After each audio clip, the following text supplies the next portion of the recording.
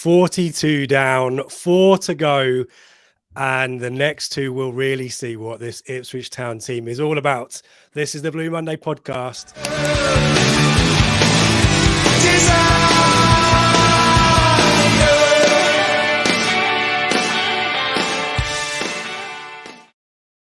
Hello and welcome to the Blue Monday podcast discussing Ipswich Town up or down since 2015. I'm Richard Woodward and this is the Prematch show brought to you in partnership with our friends at the Greyhound Pub in Ipswich. We're available every week on YouTube video and podcast audio. And tonight we are excited. We are live, and joining me, he's even more excited, maybe even than I am, based on his Port Vale video midweek. Ben Bloom, how are you, mate? I'm very hyper. Yeah, I can tell. Well, you all are, I think, but I enjoyed your little reaction video. I'm well into it. Do you know what, though? I've barely had a chance to get back with Enid being born and with COVID and everything. It was so lovely to see that stadium full, and boys and girls and families, and not looking around.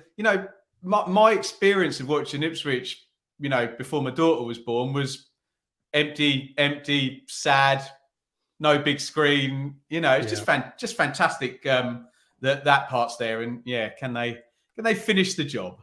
Yeah, well, we'll get your thoughts on Port Vale and the state of things in a sec. Let's just say hello to everyone in the chat because we've got a lot of people joining us early doors, which is great. Nick's with us setting out the basics. If Wednesday, lose Saturday, we win. That would be fantastic. Triple tractors there from Nick. Bluey's here. We will beat the pish. I mean, the posh. God, respect is what we're all about. Isn't it, Bluey? It's what we want. Nick, good to have you with us. They'll be wanting to play, and I'm convinced these next two games suit us. I'm full of calm. That's what we want. Don't believe him. Evening. Oh, yeah. We'll see how you feel, Nick, at 2:59 on Saturday and Tuesday evening as well.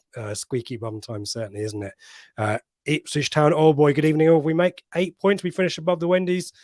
2 points a game was always set as the benchmark, and it still is.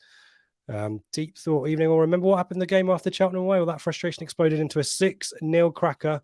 Same effect after the Port. Well, we'll talk about Port Vale in a sec, Ben, but I think we probably learned more about ourselves after Port Vale than we did after Charlton, didn't we? I think that was your point, maybe. Yeah, I mean, we said on the weekend pod, Rich, that Charlton might turn out to be a bit of an outlier in a technical team with not a lot to play for, who weren't going to low block it and sit behind the ball. And do you know what? I really do think Daryl Clarke being sacked made a difference, because I think they really, really kind of honed in on the defensive side of the game. And it's very easy after the event to go, oh no, this is the best thing that could have happened, this type of game. But I do agree with the people who were saying it's not the worst thing in the world to have that frustrating type of a game. And look, let's pay complete admiration to Port Vale. I would have played it exactly how they did if I were them. And at 45+2, they were nailing the perfect go to Ipswich and sure house your 3 points. So it's not a bad thing that it happened that way. And lots of people been telling me since, don't worry, Ben, the next two teams are not going to sit back, which will suit us better, which I do agree with. But it is very easy, Rich, for us to sit here and retrofit the right argument to suit us, the narrative after the fact. So exactly I'm wary of doing that. Yeah. We'll say hello to a few more people in the chat, and then we've got a special guest who's sat waiting, preening himself. I can see him. Ashley's with us. Mark's with us. Evening to you. Lots of Marks, years of watching us, but these situations never get any easier to deal with. This is the worst I can remember, as we've got to get out of this. Well, enjoy it, Mark. That's what it's about. I think we want to enjoy it. Jason's here. Deep Thought is here. Dan, one of our Telegram VIPs, is here. Stephen's here. Neil, Prediction King or not, we'll find out later. Alex, Robert, and Nick, Rich, and Ben Olschool. I'm not sure we're generally deployed alongside each other. Well, we were like ships. We were ships passing the night back in the day. You were always with Harry, and I was always with Dave. But lovely to not be hosting as ever. Yeah, I'll drive the ship. I'll drive the ship. But lots of people with the chat. Sully, New York meetup Saturday. If anyone's in the vicinity, there you go. Join Sully, the New York posse. But let's have a chat to him now. We've tweeted it already. Maybe the most talked about person outside the Ipswich Town squad this week. It's Mike. It's Turbo the Sailor. It's our friend Bits, and he's got his long locks out for us because beautiful long locks. I they're can't not long for believe this. They're what not long he's for this about to world, tell are they? us. Your locks? Hang on a minute. It's something I want to do. Uh-oh. Hello, everybody. Welcome. My name's Benjamin Bloom, and I have just witnessed Peterborough 0, Ipswich Town 2. We'll take it. We'll take that all day. I've always wanted to do that.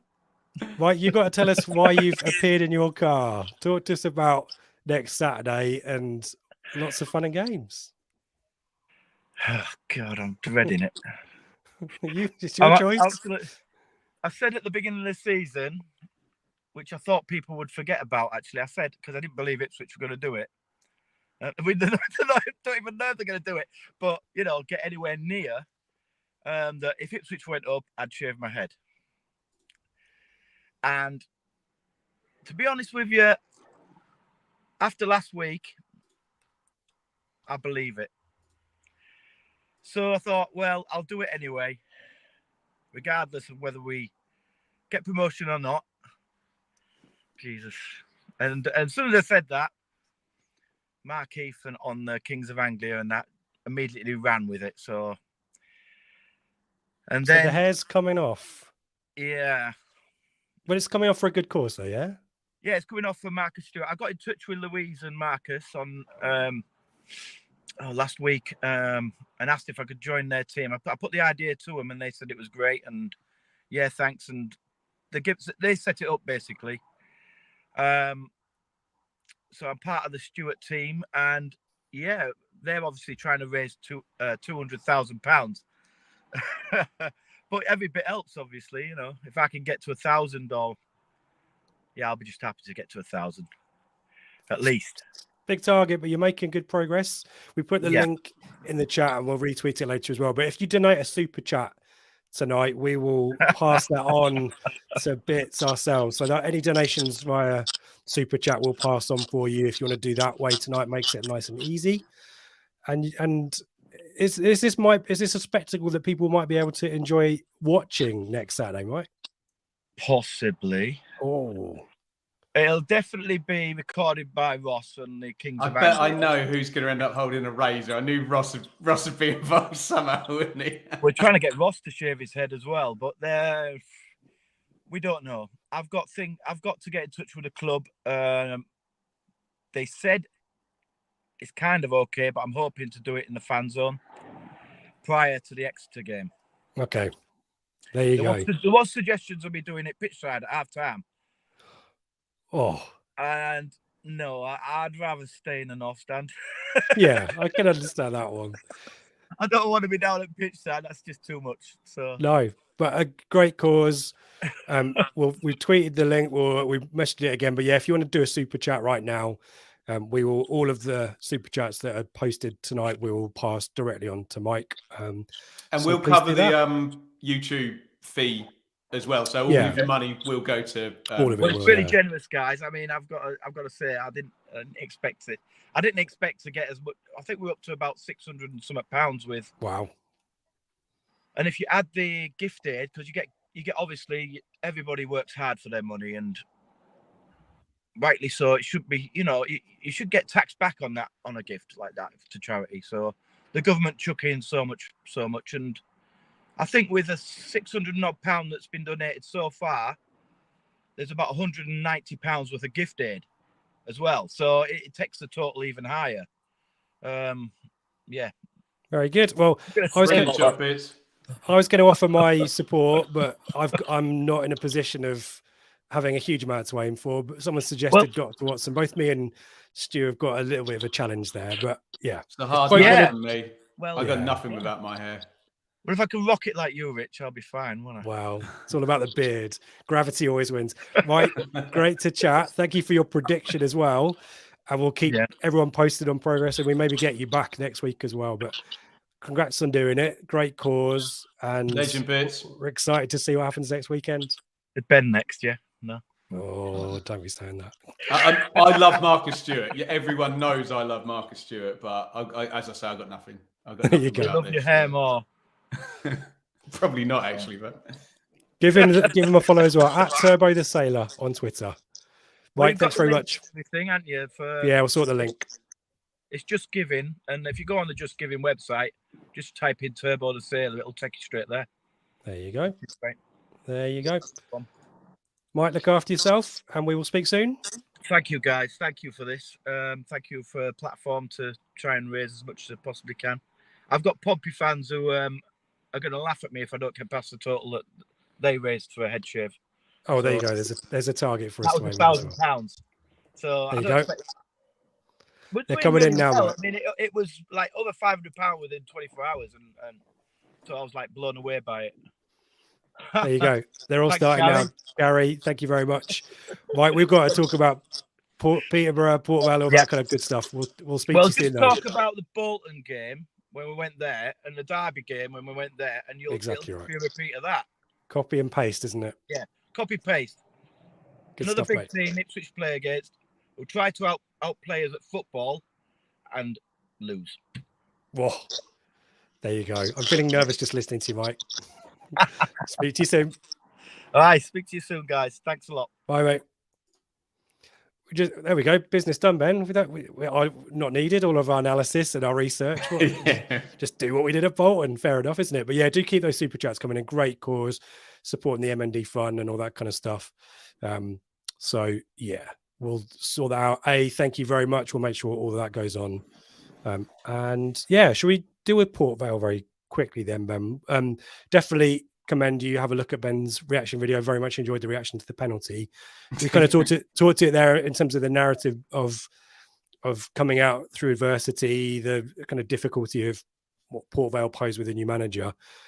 Any thoughts on whether there's a lot of exertion there on Tuesday night that might be a challenge for us on Saturday? There's no real injury news that we've heard, but that would have taken a lot of mental kind of energy as well, given the lateness of the winning goal. Yeah, it's hard to say how that'll kind of manifest itself. I do subscribe to the thought that it's good to be away from Portman Road now for a little bit, because I really, really did feel the anxiety grow during the game. And look, it's natural for fans. It's win. 6-0 the game before, and you start the game and Ladapo glances ahead and wide after 30 seconds, and you think, okay, matter of time, get a goal up, bish bash bosh. So the calmness was good, actually, and we spoke about it on our Telegram chat. I think it's really mature performance. Wolfenden ended up, he was the player that had the space. Everyone else was further back, and obviously Cam Burgess wasn't going to come and bring the ball forward, and just getting touch after touch after touch. And I suppose the whole Kieran McKenna thing of calm process, you know what you're drilled to do. Obviously, in a game like that, you have to make defenders defend. You have to dribble. Someone's got to try a through ball. Someone's got to try a dribble. But it's so hard for the players when the crowd are so on edge, wanting that ball basically to go forward and into the box, which would have been totally the wrong thing to do. They played it really well. Exeter game won't be like that. I've seen Exeter a bit this season. They won't sit in. Barnsley, Peterborough won't. Fleetwood would be the one, real one you don't want to be anxious. That would be the one that might be like it, but again, it would be away from home. So lots of things ticked off that are good things. Look, would we have liked to win 6-0 again? Yes, please. Of course, that would have been preferred. But yeah, you just want to pass all these tests at this point. And yeah, in the words of Brian Clough, before the European Cup final, just win. Just win. Yeah, and a good reminder that maybe a few months back, I guess this is becoming a Blue Mondayism right now, kind of pre and post Broadhead, isn't it? Previous teams, we've obviously dropped points in those matches. So to come back, I think is really powerful with Fleetwood in mind, maybe coming up. But a lot of people in the chat want us to go to Peterborough. So let's deal with that. Neil, wouldn't it be great to win at Peterborough? As far, As for me, this has always been the toughest remaining fixture. Never won there. Great time to start. Peterborough, long trip back from Accrington. Rob confirming, conceding a goal there as well, but generally dominant, I think. Philip, Posh will attack, and that will suit Town better. Ben, let me take you through the state of play where Peterborough find themselves currently 5th in the League One table with 73 points. They're a point ahead of Bolton and Derby, but Bolton have a game in hand. Won 23 of their 43 games, lost 16 though. And yeah, form of late is pretty good. Home form strong, 42 points from 21 games. So they're 2 points per game at home. Last 6 at home, win, loss, win, draw, win. So pretty impressive place. And it took a Cheltenham worldie from Alfie May to get the points there. No one was beating Cheltenham on that day. No. At the start of the season, as a newly relegated team from the Championship, were you expecting, I guess it's a slow burn into the top 6 for Peterborough. They've been hovering around outside, haven't they? But were you expecting maybe a stronger showing from them, Ben, having been recently relegated? Yeah, I was. And they didn't lose many players, did they? No. In terms of, it wasn't like, maybe a Barnsley where you've got, I don't know, Callum Stiles, Carlton Morris being sold and, going back higher up the pyramid. Okay, the manager thing was weird because McCann came in essentially with them already down and that just didn't work. But I don't know. I was just going to say it's an underachievement, but 5th, 5th is about where we would have placed them. We think Clarke-Harris is a specialist at this division, and we think any team that kind of has him has got a chance because you've got 25 goals going to happen, if you give him the service. The real interesting thing is the Darren Ferguson wrinkle, because I think a lot of us looked at that and thought, okay, that looks a bit silly. What's going on here? And at that point, we had Peterborough probably struggling 9, 10, maybe, but they've been very good since he's been back. And this might float your boat. Don't draw many. No. Don't draw many, which obviously we wouldn't like the L side of that equation. But, those of us who might think a draw might be the way this is going to go, I'll repeat myself, they don't draw many. No, well, there's lots of interesting angles to this one. Recent defeat to Cambridge, I'm going to refer to later on, but Philip's asked us a question for you, actually.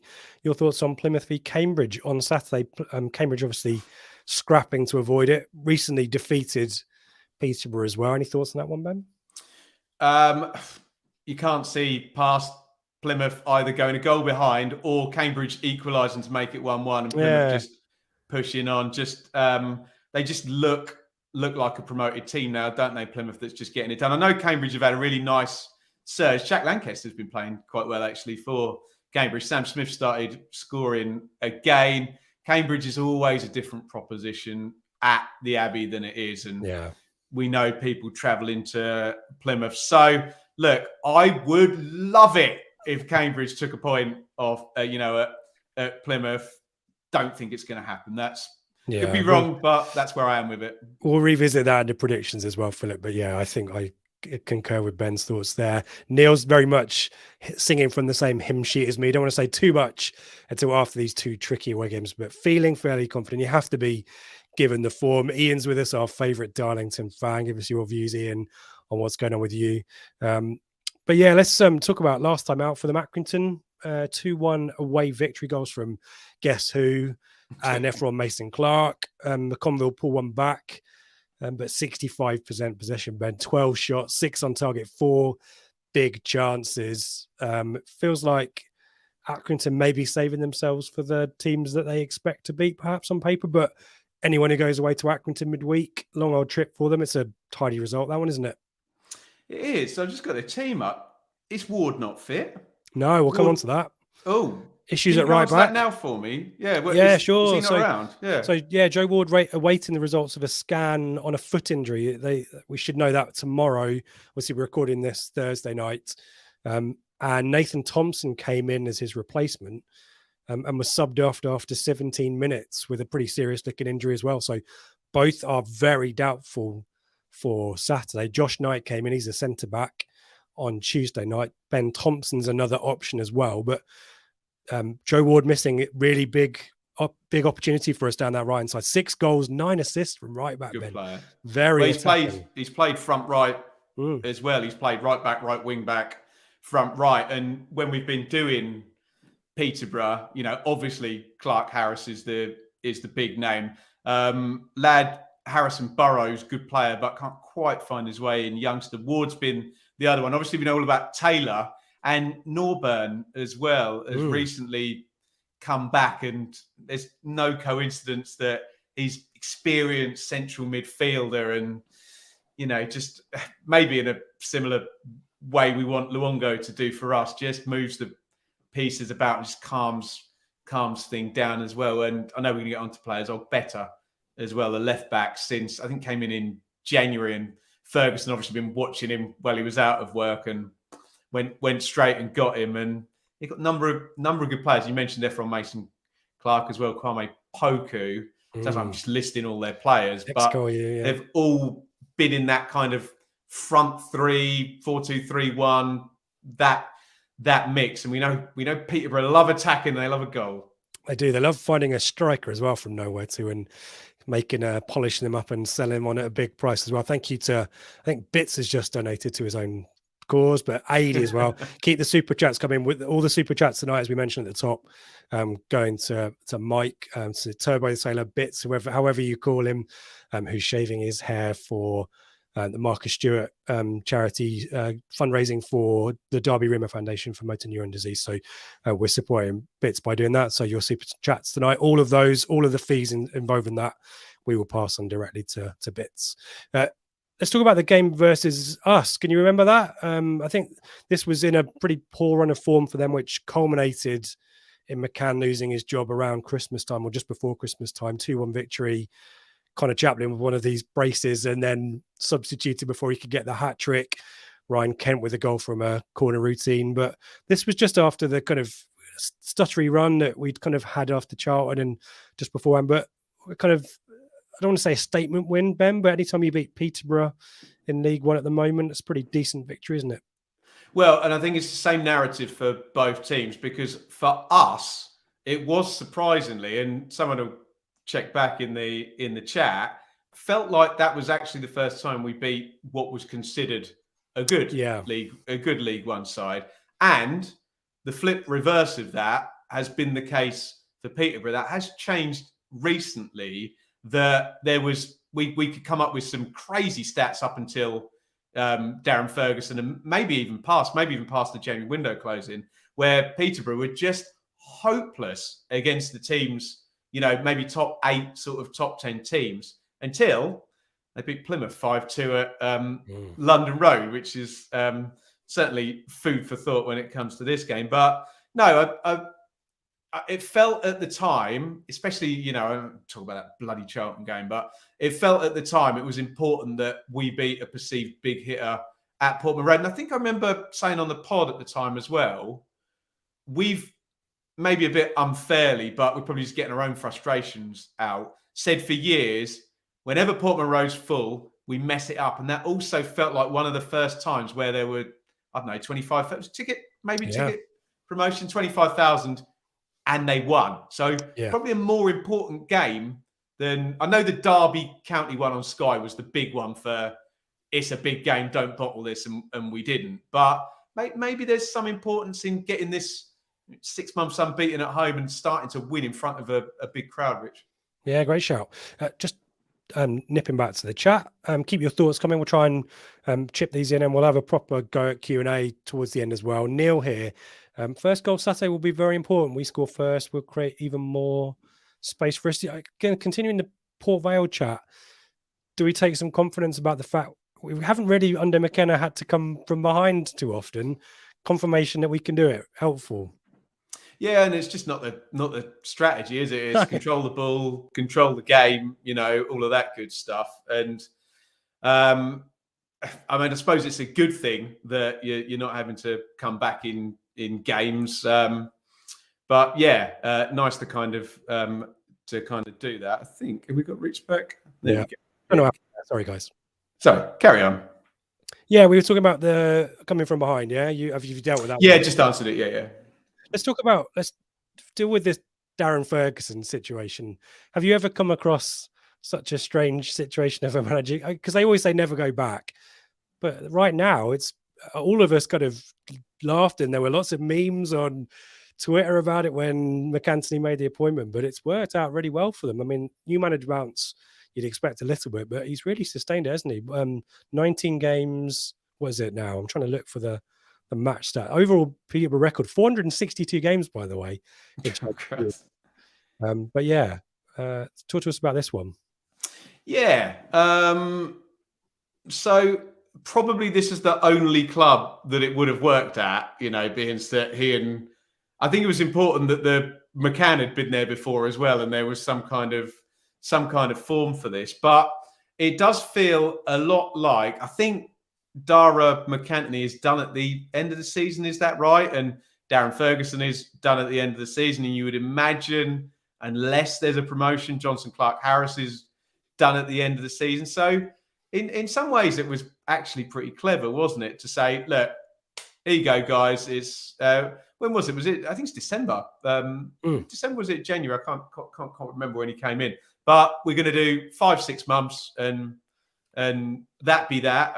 Don't be surprised if Darren Ferguson starts next season as Peterborough manager, of course. But no, it seems to have worked out really well. It's just they didn't need.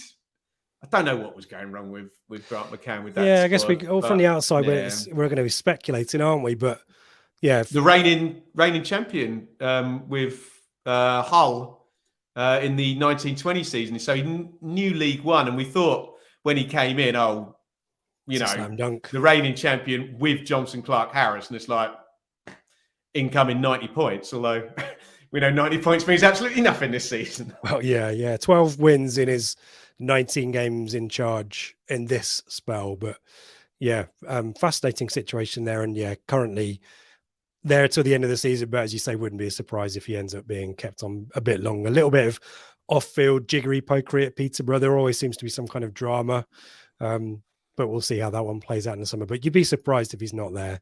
In terms of his style of play, Ben, you've mentioned the kind of formation 4-2-3-1 generally, isn't it? And possession heavy as well, isn't it? No real surprises. Always the same generally at Peterborough.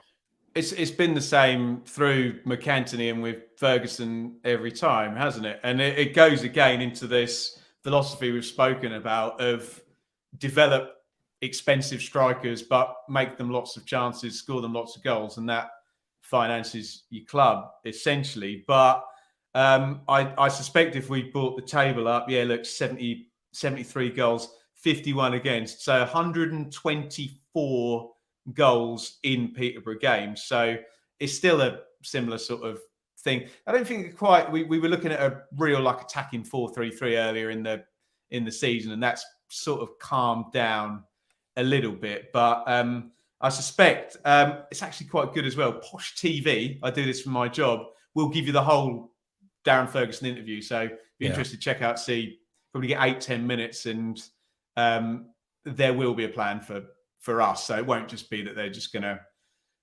attack us. Yeah, well, I'm sure we've had a bit of debate on this in the Telegram group, so we'll come to our expectations of how they'll set up. But certainly there's enough quality in there that mean they don't need to low block against us. The question is availability of right backs. Clearly the attacks down the right hand side big for them, and how they configure the midfield as a consequence of people maybe dropping in to fill gaps and stuff like that. So we'll come to that in a second. Norman, question for you, Ben. Could subs be key for this game? It feels like our squad is deeper than theirs. We talked about the injury doubts, but there is no kind of, to George Hurst, you've got a Freddie Ladapo. There's no Johnson Clarke-Harris hasn't really got a backup, has he? There's players either side of him, obviously. Rich, there's no other Johnson Clarke-Harris in League One, let alone in the Peterborough squad. True, but no one on kind of 10, 15 goals. I think. Let me check here. Can I just Mason Clark's got 9, but can I just come back on that one? So subs being key implies it's going to be tight. I'm not sure it's going to be tight though, is it? I don't know if maybe Norman thinks it's going to be 0-0 coming up 60, 70 minutes. I think we get a goal before half time in this one, don't we? So maybe not. On Hurst, I think he was always going to start this game as soon as, I think it was going to be Ladapo, and then Yeah. Hurst is going to start both of Peterborough and Barnsley, but let's not even think about Tuesday night yet. Yeah, let's keep going through the Peterborough team here. Keep those super chats coming as well. Bits is still watching on as well and giving some lovely emojis in reaction there. But in goal, for me, I mean, not in a good Ipswich team, probably unfairly maligned. Will Norris is there. Ben, do you have any particular memories of him, or is he just wrong place, wrong time? Yep, exactly that. I mean, he played at a high level, didn't he? Was it Burnley or Wolves or something like that? So, yeah, perfectly safe pair of hands at this level. Yeah, 8 clean sheets, 19 appearances. Bergstrom's the backup, but was recalled by Chelsea. So Will Norris, undisputed number 1 there. We talked about the right back situation. Just to remind you, the regular right back Joe Ward with his 6 goals and 9 assists. Awaiting the results of a scan on an injury. Nathan Thompson is obviously, again, Rich, we don't want to see any players injured. No, of course, but if Joe Ward doesn't play, that's good news. It's a big, and it does cause some reshuffling as well because they haven't got any other right back, kind of obvious right back options. So there might be some centre backs out of position there, or they might. I doubt there'll be a 3 at the back situation as well. Maybe stick Frankie Kent out there, perhaps. I don't know, but yeah, some other names that people might be aware of. I mentioned Frankie Kent there, another lot of ex-Col U players there as well. Bids turned down for Ronnie Edwards as well, centre back. I think everyone was linked with him in the summer. Palace and Chelsea. I doubt he'll be there, regardless of what division they're in come the summer. The midfield, though, Ben, Ollie Norburn, Hector Kiprianou. Kiprianou is one of Joby McAnuff's boys from Leyton Orient. So I was told all about him on day 1 of the season. And that looks like, again, it's a classic Peterborough, lower divisions, build them up, sell them on type story. But yeah, he's adjusted well to League One. And the obvious big name, probably in a number 10 position, we guess, maybe. I think that's where he was against Accrington. I think Kiprianou came back into the team against Norburn and they shoved Jack Taylor a bit further forward. And then Taylor set up the first goal for Clarke-Harris. But subject to multiple bids, if things are to be believed, from Ipswich Town in, I think either in the summer, but certainly in January, 7 goals, 5 assists in his 41 appearances.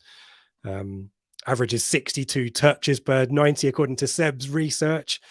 Quality player, though, and I'm at the point now where I'm such a fanboy, such a mark, so partisan for Kieran McKenna that I'm at the point now where if he's in for a player, I just assume that they're really good. Yeah. Well, it'll be interested to see whether we go back in for him as well in the summer. I think did for Hurst. Yeah, interesting there. Played the long game with him, didn't they? Yeah, Hurst's own situation is interesting in the summer as well, isn't it? So we'll be speculating about that throughout the summer, no doubt. But it's this kind of, it's not really a front 3, but it kind of is. Kwame Poku, Ephraim Mason-Clark, but yeah, Johnson, Clarke, Harris, Ben, 25 goals. He's going to try stuff from everywhere, isn't he? He's not afraid to ping one from range, but he'll get on the end of a cross as well. He's just powerful, athletic, direct forward, isn't he? He's what everyone kind of covets at this level and maybe a little bit above as well. Yeah, and he's got that left footer thing where defenders aren't quite as used to going that way to stop him. And yeah, as you said, it's just classic Peterborough, isn't it? Just direct. And we can concede a goal against Peterborough to one of those wide men with our defence in a nice position, with the goalkeeper not doing anything wrong. We've got quality to, dribble one and dare I mention our friends from Plymouth ping one in the corner from the edge of the box. But yeah, Clarke-Harris, that's I want to see Cameron Burgess, make that a fight and concentrate, because he's just at this level. Just what is it? So it's 24 plus 30, it's a 55 in his last 2 League One season. He's still got a few games to go as well. Brilliant. Yeah. Burgess ticked up 50 appearances, I think, midweek against Port Vale. At some point, we'll probably do some kind of Blue Monday end of season awards for ourselves, won't we? But in terms of improved players, he obviously had a little bit of a tricky spell where he seemed to be the unfortunate person who got in the way of these shots that deflected in. But really crucial for games like Saturday, isn't he? We would hope so. It's just strange, isn't it, how were so high on George Edmondson, and it was just the other way around. This guy was the bust, but you got to play the situation. And as David Diamond says, we don't see what goes on in training. He's obviously trained well, taken the shirt, and that's nice to see as well from our manager as well, because even Luke Wolfenden as well, as players that were not wanted by by Paul Cook and previous incumbents here, Janoy Danasi, and even to a certain extent. But there's a way in if they're following instructions clearly, isn't there? Yeah, exactly right. Doing what they're told. And he had a lot of the ball as well on Tuesday night, didn't he? Which I'm sure he very much enjoyed, but very different threat on Saturday. Neil, if Taylor wants to be championship with us, can't he just get sent off on Saturday? Be very handy and a real help for us. Yeah, well, interesting thought there. Sheffield Wednesday fans would love that, wouldn't they? Yeah. Are we expecting Sky to show the Fleetwood game? No, I think the Sky games are all picked up now, Ashley. I think the best you might expect is a beam back, maybe. I think you can red button all of them on the final day. You can't do League One red button. It did last year. Really? I think I watched along and they just had all of the. I could be wrong about that, Rich. And I think Championships generally like that, but I'm not sure they go down as far as League One. I've got a naughty password for all of them, so I'll say them. Well, you've got your go all around Ben's house. Yeah. So just to finish off, we love our stats on the pre-match. I'll give you some bits and pieces here, Ben. 38 goals scored in their home matches is the 5th highest in the league. So par for their league position, but 16 goals behind ITFC, just for reference. Not a huge amount of excitement from where those goals have come from. Open play majorities, you'd expect 6 from set pieces, a few counter-attacks. I think there's a lot of dribbles. They average 8 dribbles a game at home, which is the 2nd highest in the league. So those wide players and the fullbacks generally bombing on is what you should expect. 16 shots per game, 4th highest in the league. So yeah, shots, crosses, getting down the wide positions. A decent amount of possession, 56.3%. Joint 6th highest, good amount of accuracy. But yeah, attacks predominantly down the wings, not through the middle. 39% of the time they attack down their right-hand side. Be interesting to see if that happens without Ward in the team, but nevertheless, there's still... Yeah, you think that would change, wouldn't you? Might change a little bit. Defensively, though, 22 goals conceded at home, 10th best in the division. Can I make a caveat? Did you see the Bolton game? Red card in that weird game. They lost 5-0 at home to Bolton. Right. And they played against Alfie May, which is the best striking performance I've seen all season. I think that counts for 8 goals, those 2 games. So it sounds like I'm apologising for him. But if I were a spin doctor being pro Peterborough, I'd say, well, look, there's some extenuating circumstances. It's like the 4 goals at Charlton that kind of skew things. Yeah, exactly. Yeah. The one thing I did want to pick out, though, 9 goals conceded from set pieces is the joint worst in the league. Oh, if you saw the goals against Cambridge, admittedly away, the first goal they conceded was appalling. It's almost a tap-in. A corner comes across, and I don't know who it is for Cambridge, I forget, has a tap-in right in the middle of the goal. So they have got an issue. Harrison Dunk, wasn't it? There you go. You're the man. You know all these Possibly. things. But set pieces could be an opportunity for us. We know Leif Davis loves to ping in a corner, so that might be an opportunity for us. But generally, pretty tidy. In terms of XG as well, performing where you'd expect it, to be honest. 1.75 expected goals per game at home is the 6th best, and they average 1.8 goals per game, so what you'd expect. And yeah, home expected goals against doesn't really tell us much either. So I'll skip across that. We'll take a little bit of a break. We'll talk about us, but we definitely want to hear from you. Just make one comment, Oh, Rich. go for it. Yeah. I just got Clarke-Harris up here. So 25 goals, 10 6-yard box, 14 penalty area. So the guy is playing the penalty box, and easier said than done because he's a great player. But if you can bump up 60, 65% possession, be up the pitch, the threat's gone. It's penalty box, 6-yard box. Again, easier said than done. It's like, I suppose, Everton in the 80s. Oh, just Marquee and Rush. Like, okay, good luck with that, Yeah. But you take my point. If we control the game, it's not like a difficult, It's not a bombardment. conundrum. Do you see what I mean? Yeah. Yeah, I totally agree. Yeah, well, we'll talk about us a little bit more, but do get your thoughts in the chat. We'll come to those in a minute. If you've got a question for Ben, stick a Q at the start. That really helps me, and keep those super chats coming as well. But we're back in a second. Love it. Innovation Labs is business hub and co-working space with strategic locations across Suffolk. Our aim is to foster innovation, entrepreneurship, business growth, and the development of an AI centre of excellence in Suffolk. Monthly hot desks are available from just £79. For more info, head to innovationlabsgroup.com or contact info@innovationlabsgroup.com. Innovation Labs, providing support for businesses across Suffolk. Locations in Stowmarket, Ipswich, Sudbury, Woodbridge, with more to follow. We generally now, when we talk about us, Ben, it's really easy because we know our strongest 11, and Hurst inevitably comes back in, doesn't he? In terms of McKenna's update on injuries, there's a few players who missed training actually on Thursday, but knocks and issues, and he said it's pretty normal. So barring any big surprises like an absence for Leif Davis, who looked to be fine, we know Harry Clarke may be nursing a little bit something as well. It's the strongest team, and it's kind of, as we said, with bits, it's copy and paste Bolton and Derby, isn't it? That simple? Hope so. Yeah. And to the commenter early, I suppose, you know, the bench being strong and Kyle Edwards, you know, making a difference towards the end of that game. And maybe if you need to defend the last 10 minutes, you know, we saw Kieran McKenna very smart, very quickly, Danassian straight in, and Clarke over to left back, wasn't it?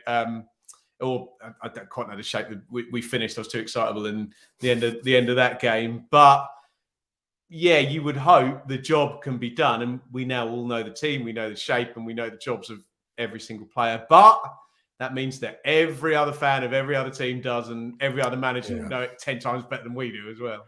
Yeah. It's again, I wonder whether Peterborough read anything into Port Vale as well. But yeah, it's a bit of the momentum comes through familiarity of selection and the players, and often quoted our mate Harry from Bath, the covalent bonds and all that kind of stuff. The partnerships are there now, and I think Chaplin and maybe Broadhead, but certainly Chaplin will benefit, I think, from Hurst. I think you mentioned it maybe, and it definitely came up on the post-match on Tuesday, that I think Chaplin and Hurst have a better dynamic maybe than Ladapo and Chaplin. And so Chaplin will want to... Sorry to interrupt. I felt sorry for Ladapo the other night. That was a pig of a game to come into, and he's playing against the back three with two midfielders sat right. Let's be honest, it was a back five. And again, I totally respect Port Vale's right to play how they see fit, and it worked perfectly until, you know, into the second half. But I did also feel... this came up in the Telegram, and it came up around me in the stadium. People was, Chapman's trying too hard. He's trying too hard to engineer stuff.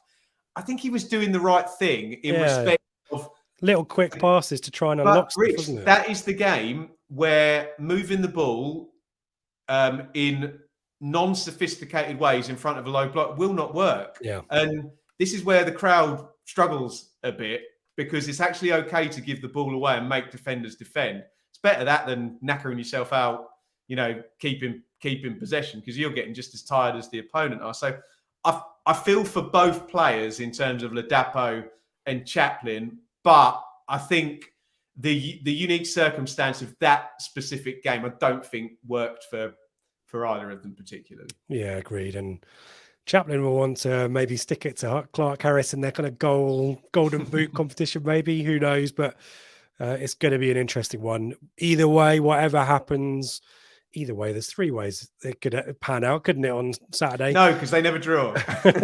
True.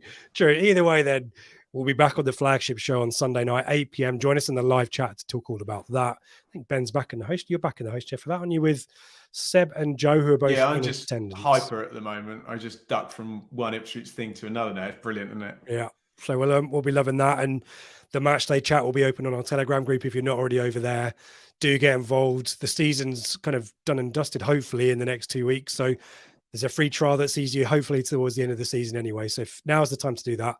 Blue Monday, ITFC.co.uk. The link at the top is where you can join that. You can find all of our videos, all of our social media, all of our podcast links. If you want to get some merch, we'll have a promo next week. I'll Other merch stores are available by the looks of things as well. I was going to say Everybody's got merch. Let it go. Everybody's got bloody merch store these days. Blue Monday did it first. No, we didn't.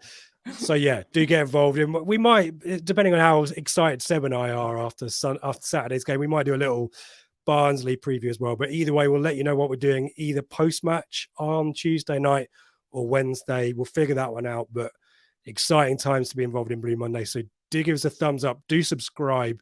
And do get involved in the chat. We're unprecedented scenes at Blue Monday, isn't it, Ben? We've not had to talk about this kind of business at the end of the season ever. Yeah, it's just great. It's just great. And when I was growing up, it was always like this under Burley. Yeah. Okay, we invariably cocked it up, and I dare say, I did reference that Crystal Palace game at the end of that promotion season. There's a horrible, tense Portman Road game, and it's kind of how it looked. Let's see if Burley's sides, as much as I love them, could never get it done. In the regular season. So this now requires Kieran McKenna to do something that George Burley could not. Yeah, well, it's the statement from our boss, isn't it? If he does that, and all of us, I think, know he's got it in him, isn't it? And it's in our hands, as we keep saying. But a lot of people asking us about permutations. So let's jump back into the chat. I think we have all confirmed that it's 8 points is necessary with the goal difference. With the goal difference. Yeah. I think David has. There's a question from David here. There you go. Do you think we could get promotion with 6 points? I mean, that question is contingent on Plymouth, Sheffield Wednesday dropping points. Do you see that as Sheffield Wednesday's blip over, or what's your sense, Ben? Because you've got great series on this, by the way. Go head to Ben's channel I change my mind every bloody week, Rich. Doesn't it? Yeah. We are at the point now. It's a possibility. We can't sit here and say no. We get what happens if this weekend Plymouth win and both Ipswich and Sheffield Wednesday lose. It's. We're at that, we're at that point. I just kind of trite. Everyone says, "Oh, twists and turns, anything can happen." There are very unfalsifiable, bland statements to make, but it's true. And look, David's just added on 6 points. Be 94 points. Nobody in this chat watching this podcast would have turned down 94 points. You'd have think we'd have been promoted about 3 weeks ago with 94 points. It's not the way it's happened. You just got to go game to game, Rich. And what we need to understand at this point of view, especially with a game in hand over Sheffield Wednesday, is any scenario where we match or better Sheffield Wednesday is good. Even if we were 2-0 up and we drew 2-2, but Sheffield Wednesday drew, fine. Just match them, game in hand, and continue to match them. Promotion, yeah. Assuming Barnsley doesn't work out that way, but I'm just game to game now, and it does now flip, Rich. From I know everyone bangs out this, just concentrate on us, blah blah blah. Nonsense, absolute nonsense. Northampton concentrated on themselves last year. Bristol Rovers won 7-0. How did that work out? Yeah, and they overtaken them on the last day. You've just got to be better than the team you're neck and neck with in the table. So I'm getting very hyper again. No, and it's when I wrote my intro and I talked about 42 games out of 46. It's so close. You eat up the games, and suddenly the opportunity to be leapfrog just runs out as long as you're maintaining the gap, isn't it? So 2 in 4 days as well coming up, Rich. So dramatic. I love it. Love it. Zorak, do you feel they train some of the stranger partnerships, e.g. Clarke and Jackson? Playing on the left, I guess we don't really know the answer to that one, Ben, but I'd imagine familiarity, isn't it? Rather than I'll play my I'm just a fan card now. Yeah. I can analyze reasonably well what I see on the pitch, but I assume there's some we have to ask someone we know who's got the coaching badges whether that stands. Fascinating thought, isn't it? But it is not something I would claim to know. Unless McKenna and his team have identified a tactical opportunity by doing that, I don't think you'd. In which case, it's not a strange partnership then, because they're going to use it. Exactly right. Yeah. There's a rationale behind it. Yeah, exactly right. Dan C, one of our Telegram VIPs, Ladapo still has a better goals per 90 rate than Clarke-Harris. There you go. Keep those stats coming. Edwards could have a big part to play on Saturday. I thought he made an impact, didn't he? I I would love to bury David Diamond because I love nothing better than to bury David Diamond. I think he's in the chat. I think he's Oh, watching. is he? I won't then. I stole his opinion, actually. Dave said to me after, it annoys me when Dave's right because he's right a lot. He said to me, do you know what, Ben? I think it will be all stiff and stodgy and horrible. And you put Edwards, just put a dribbler in, get you up the pitch, they'll back off him. And do you know what I did, Rich? I stole his opinion. I saw the bench rambling. I was like, to the guys around me, I was like, I think I'll put Edwards in now. Just get us up the pitch. He put him on and they'll look around at me like I'm some kind of genius. Just stole Dave's idea. But in a tight, low block game, yes, Peterborough way less so for me, I think. Yeah, I think you might be right. But stealing David Diamond's interesting opinions. Always do it. At least I admit it. It's what we've been doing for the last 8 years or whatever. It's like, evening, Dave, if you're listening. Phil's asked a similar question. Neil, we'll come to predictions shortly as well to deal with the more imminent game. But I take 4 points out of the next 6. How about you two? Yes, please. Hard yes, because that guarantees we would then be 2 points ahead of Sheffield Wednesday with 2 games remaining with our goal difference. So, yeah, we on the pod, ever since Joe Rule said it years ago, 2 points per game is always the gold standard with 3 points for a win and 1 for a draw, isn't it? Yeah, I'd happily take that, Neil. Horse Holler, I just noticed Wes Burns has as many assists as Barry Bannon. There you go. Well, I think there's a little, to again borrow a Dave Diamondism, it's a little bit of that statement's a bit of both, because I think Burns has had I think people have been critical, but unnecessarily so, because I think Burns has been contributing anyway, but it's a valid point. But Barry Bannon, I think in this spell of tricky games, I think Wednesday have resorted to being a bit more direct, and I think it's bypassed Bannon completely. So he struggled, but midweek though. Still scored against. Was it Oxford he scored against or someone? I think it was Bristol Rovers. Look, we can bring out a Chaplin better goals per minute than Clarke-Harris and a Bannon Burns. I mean, it's nice for us that we're so lucky that we've got more money than everybody else in the league, and we've got these lovely resources, but you know, those 2 particular players are so important to their 2 teams that it's doesn't always pick up in the stats. And in a tight game, yes, great, but we've beaten Burton 4, Morecambe 4, Charlton 6, and you know, it lies down lies and statistics sometimes, but they make for great debate, which is what we're having now. Yeah, exactly right. Neil, party on the Cornhill after Exeter with the Blue Monday team. I'll train it if we are. It's Seb's birthday, so either way, I think we'll have a few drinks. But it'd be good if there was something else to celebrate as well. Neil, we'll keep you posted on that one. Edwards, great show, guys, as always. Thank you very much. If you compliment us, that will definitely be put on screen as well. 4 games to go, 3 wins needed if Wednesday and Plymouth both do the business. Chances thing, there you go. Both talking about that, aren't they? I mean, I've expected it to go to the last day for the last few weeks. Ben, are you thinking similar? Well, so in order for it not to go to the last day, and again, we had this conversation of, is this with a true promotion?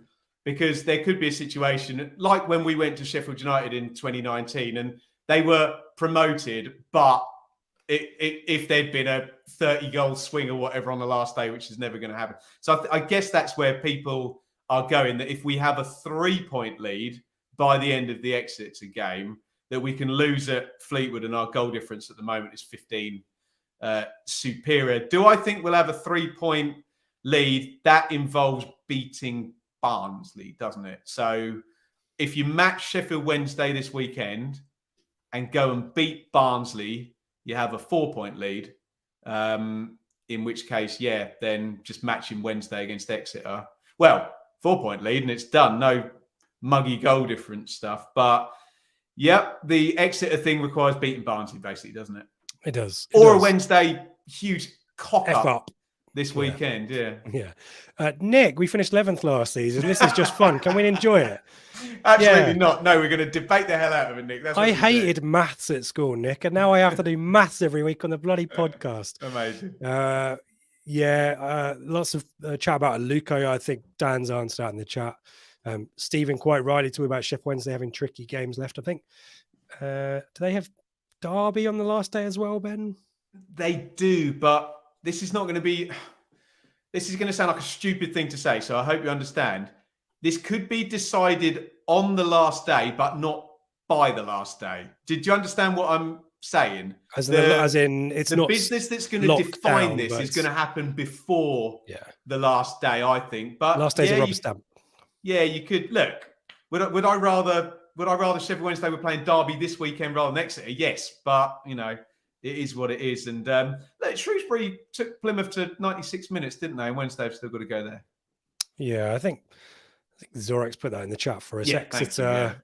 I thought Exeter were going to, and maybe they still do, but for the one team that Exeter fans probably would have wanted to derail their promotion bid, their opportunity was last Saturday. They didn't do it, did they? And given they're out of danger, are they knackered now, Rich? Playing all these top teams in a row. It's fun when they beat Barnsley, but yes, caught up with them since, and always have Exeter as better at home, and they lost to Derby, didn't they?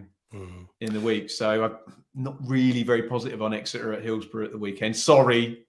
Well, let's go into that in a bit more detail. Let's be more specific with our predictions, and you can enjoy a bit more editors.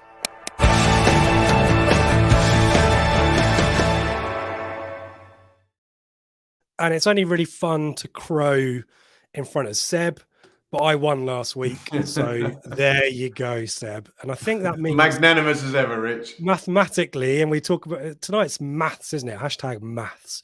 I can't be beaten, but I can be caught and stopped. So that's what Seb is aiming. You should be caught and stopped for lots of different reasons. No, what do you mean by that? Sounds wrong, doesn't it? It's a good line, though, isn't it? It is, yeah. That's going to come up again. Let's have a look at what you, me, and Neil from Telegram have predicted for the weekend. I've highlighted. Oh my God, we've all gone. Oh no, there's a 2-1 in there. Sorry, carry on, Rich. Yeah, well, should we start with these? Yeah, so all of us expected Plymouth to beat Cambridge. All of us expect. Well, you and I going for a narrow Sheffield Wednesday, sneaky, scrappy, crappy 1-0. But Neil's Mr. Positive. I want a sip of whatever Neil's drinking at the moment. Not only is he expecting Exeter to get the points there, he's gone for an Ipswich win at Peterborough. But both you and I pragmatic with our 2-2s. It kind of feels like is this a heart versus head prediction, Ben? Are you hoping for a 2-2? My prediction has nothing to do with what I expect to happen. It's what is that quote? Cynicism is a cloak you wear just to protect yourself from disappointment. There isn't you go. it? Wow, So, profound. Yeah. Did Dave Dolan say that? That's tremendous. Oh, there you go. He'll enjoy. You just buried me there. That was good. No, look, predictions. You take them how you see them, and I don't want to come out here and call an Ipswich win and be wrong about it. I'd much rather call an Ipswich draw and be wrong about that. But look, and I'll be very careful what I say, unless Giovanni Brown's all of a sudden available. I think Exeter are going to tail off, and I just think Plymouth are going to win the thing now. I just do. There's just we've just spent too long waiting for Plymouth to cock up, and it just is not happening. As much people are going to hate me for saying it, deflected goals and late goals are not often luck when it's a repeated occurrence. It's normally a team just banging away, having strong mentality, attacking to the death, and teams that win leagues score lots of deflected goals and late goals, don't they? But again, game in hand. So my scenario, Rich, has got Sheffield Wednesday overtaking us this weekend. So there would be a point.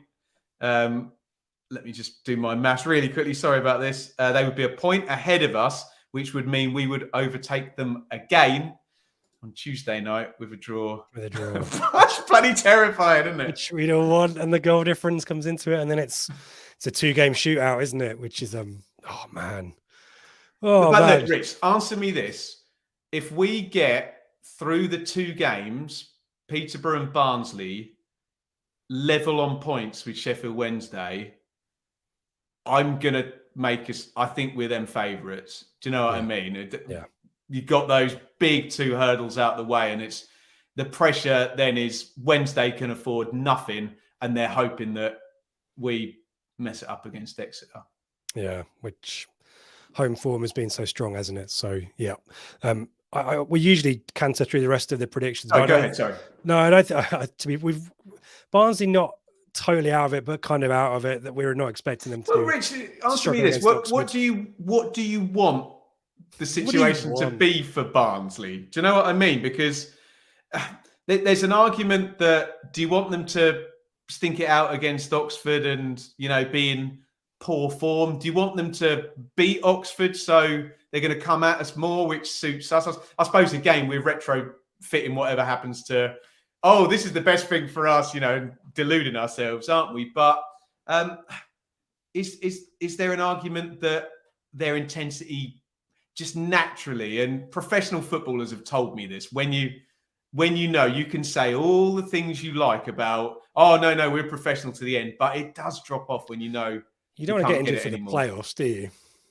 I think at this point. And you want to go to Wembley as well. So I think it's kind of the similar kind of syndrome to maybe Plymouth or Bolton ahead of going to Wembley for the Pizza Cup. You naturally, if there's a 50-50, you may be a little bit more hesitant about it. So that kind of, if that's where we are at Saturday, this Saturday might help with that respect as well. We talked about the games running out, but you just worry about the likes of Norwich, don't you? So Barnes is going to be fascinating, but we'll cross that bridge when we come to it. If you want to get your predictions in now, please do. We'll have a look at those. If you want to do a super chat for bits for Mike for his shaving off heads, you've got a few minutes to do that as well. We'll pass all of that back on to Mike. A few more bits and pieces in the chat. Lots of stuff here. Thank you everyone for joining in. Do give us a thumbs up, by the way, if you're watching on YouTube. Do appreciate that. It does nudge us up the rankings on YouTube, which is all the kind of stuff that we love. So we appreciate your support in that respect as well. Lewis, lovely to have Taylor and Morsey next to each other next season. What about Luongo, Lewis? But yeah, you could imagine strengthen from a position of strength, wouldn't we? Edwards ahead of Harness on current form, but don't forget Aluko. I'm not sure we'll see Aluko again in a blue shirt, will we, Ben? I think he's got a job as an analyst, hasn't he? I don't know. I don't know what the situation is, but yeah, the Luongo and Broadhead signings have just shaken that to high heaven in January, level, isn't it? Yep.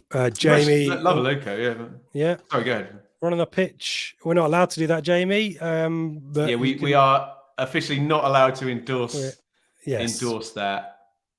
Do it in your head. Imagine what it'd be like to do it. And there's a flip side. I got a massive scar from someone with a flag when we were on the pitch at Bolton. Someone scratched me all the way down my arm with their flags pole. So that's the consequence. Let's just be honest about it though, Rich. People are going to run on the pitch if we go up. That is definitely, I mean, it'll be harder at Fleetwood because they can fence off that entire end with loads of police. But, you know, it's difficult. I get people's exuberance, but it's not for me, but it's also not for me to tell anyone how they should live their life. But we don't want to screw over the club either, do we? But it feels no. One of these ones you have to say it, but yeah.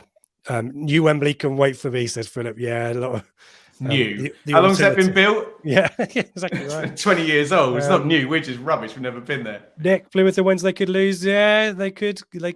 Unfalsifiable statement. Here's Graham, our resident Plymouth fan. I think we'll all be having this conversation with one game left. And that's the fun of it, isn't it, Graham? Eh?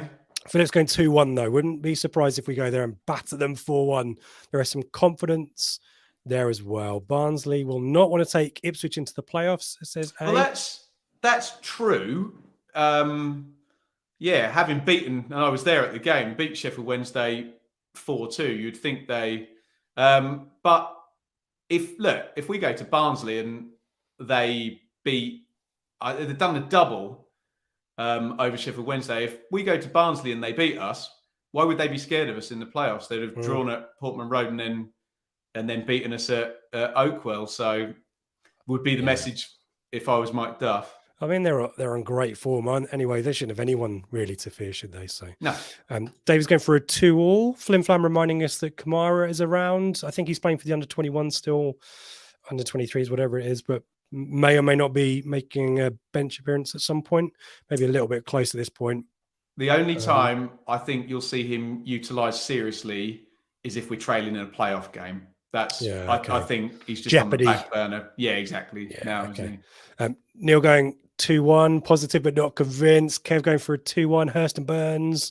Everyone's got both teams to score, haven't they? Yeah, exactly right. David, thank you for the super chat. Thank you, I know, David, you've done another one as well. Lots of people, AD, Sully, Gary, a lot of people done super chats. I'm trying to remember lots of people doing that, but thank you for Remember, they're not for us tonight, guys. They're for bits, yeah? Yeah. And AD's going 2-1 as well. I feel that's a position, that's a point to end on, Ben. Thank you for everyone for joining in. Oh, Nick's got, we go, 3-0, 4-1. Lively. Kirk, I think, aligning with you and I, Ben. Thank you, everyone, for joining in the chat. Really active tonight. Really appreciate the questions, the thoughts. Ben, thank you for your insights as well. Seb, thank you for the research that you've done. Seb, thank you for my insights. Yeah, thank you and Dave, thank you for your insights as well. Thank you for my insights. Yeah. Ben's back on Sunday night, 8 p.m. for the Flagship. Do join that. Do get involved in the match day chat on Telegram and get in and try and help us rationalize and do all the maths and all that fun stuff as well. But let's enjoy it. I think Nick said that. Let's enjoy it. And what will be, we'll be back on Sunday to talk all about it. Thanks, everyone. Look after yourselves. We'll see you soon.